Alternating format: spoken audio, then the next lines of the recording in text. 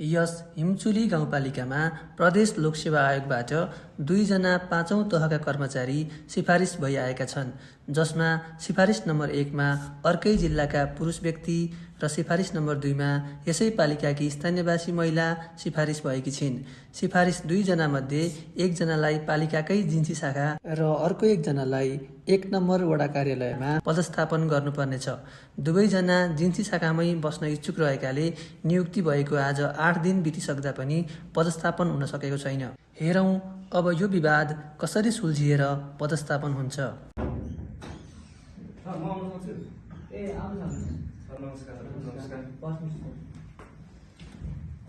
के छ टुप्पो लाग्यो त?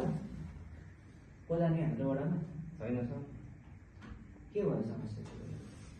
सर अब म त मेरिट पनि 1 नम्बर हो, नियुक्ति पनि अब मैले पनि ल्यायो कानुन सम्मतमा पनि, र यो कार्यक्रमलाई पनि मैले छान्न पाउनुपर्छ र म जिन्सी शाखामा बसेर पहिले काम गरेँ। अब उहाँ यहाँकै स्थानीय, उहाँलाई वडा पठाइदिनु भयो हुन्छ नि त, म यहाँ जिन्सी शाखामा बसेर काम गर्छु। हुन्छ, यो कुरालाई म अध्यक्षसँग सल्लाह गर्छु, त्यसपछि आगे बेलुकासम्म हाम्रो डिसिजन गर्छौँ। हुन्छ, तपाईँ जान सक्नुहुन्छ। हस् सर, यसो मान गरिदिनुहोस् है सर।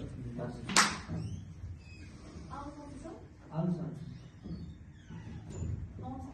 नमस्ते, बस्नुहोस्। के छ त तपाईँहरूको घरसम्म टुङ्गो लाग्यो त वडामा जाने छैन, अहिले भर्खरै आउनुहुन्थ्यो मन छ। हेर्नु न सर, उहाँले कुरै बुझ्नुहुन्न क्या। अब मेरिट त ठिकै छ, मलाई त त्यो दुर्गम वडामा जानु समस्या छ क्या सर। एक त म महिला, त्यो बाटोघाटो पनि राम्रो छैन, त्यो गाडी पहिरो पनि गइरहेको छ, अप्ठ्यारो छ। त्यो मेरो घरमा पनि समस्या, सासू ससुराहरू बिरामी हुन्छ क्या सर। अलि त्यति कुरा चाहिँ बुझिदिनु पर्ने हो, उहाँले पुरै बुझ्नुहुन्न क्या। हामी यो नियम सङ्गत हेरेर अहिले म अध्यक्षसँग सल्लाह गर्छु, त्यसपछि आगे बेलुकासम्म तपाईँको पत्र रेडी हुन्छ। हाम्रो जे निर्णय हुन्छ तपाईँ त्यही सुझाउनुपर्छ। कसले फोन गरेर बिहान बिहानै चुनावको तनाव भएको बेलामा? हेलो, नमस्ते, के छ खबर?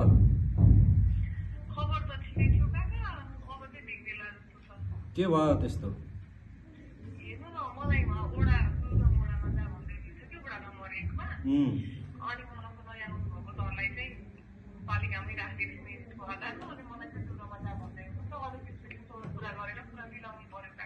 ए कुरा गरिदिनु पर्ने भयो? ल ल ल म त्यहाँ कुरा गरिदिनु ल ल।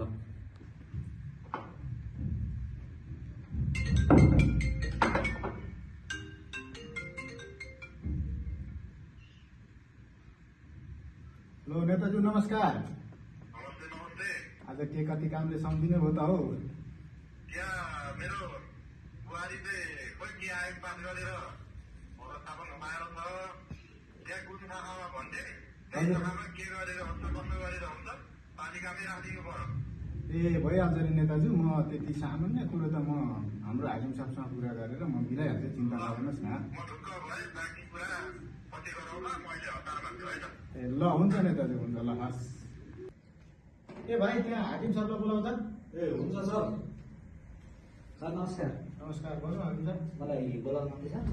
बोलाएको थिएँ, त्यो अस्तिको 2 जना आएको के भयो? यस्तो हो सर, दुईजना पालिका बस्ने कुरो भयो।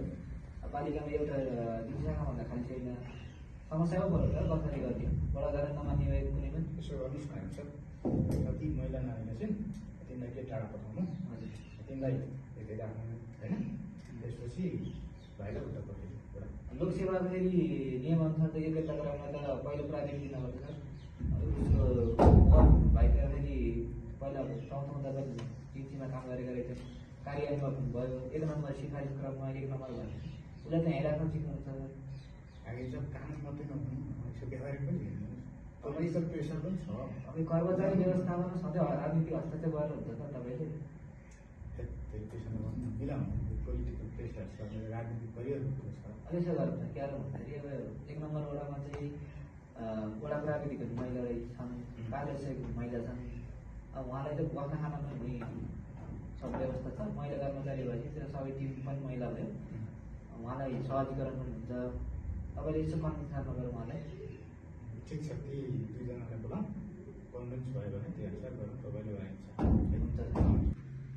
ए भाइ, हाम्रो आउनुभएको नयाँ कर्मचारीलाई अध्यक्ष च्याम्बरमा पठाइदिनु त। जो सर, पठाइदिनु। नमस्कार। बस्नुहोस्।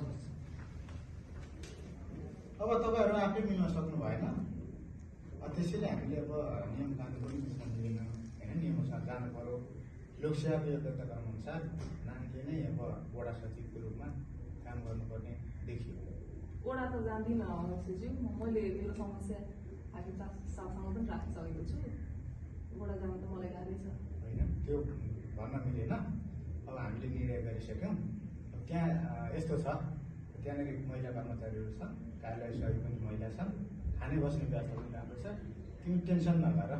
यसपालि हामीले प्रोत्साहन भत्ता पनि व्यवस्था गरेका छौँ होइन वडा सचिवलाई। छ सर, यसपालि बजेटमा वडा सचिवलाई प्रोत्साहनको भत्ता पनि व्यवस्था गरेको छ। ए नानी जाँदा आउँछ एकदम ढुक्कले आफ्नै ठाउँ हो, काम गर्ने प्रोत्साहन भत्ता छ, खाने बस्ने व्यवस्था चिन्तै नगर न तिमी। तपाईँ म्यामलाई त्यस्तो गाह्रो पर्दैन। हामीले हरेक वर्ष साउनमा चाहिँ कार्यपालिका बैठकबाट प्रत्येक वडाका वडा सचिवलाई हेरफेर गर्ने गरेका छौँ।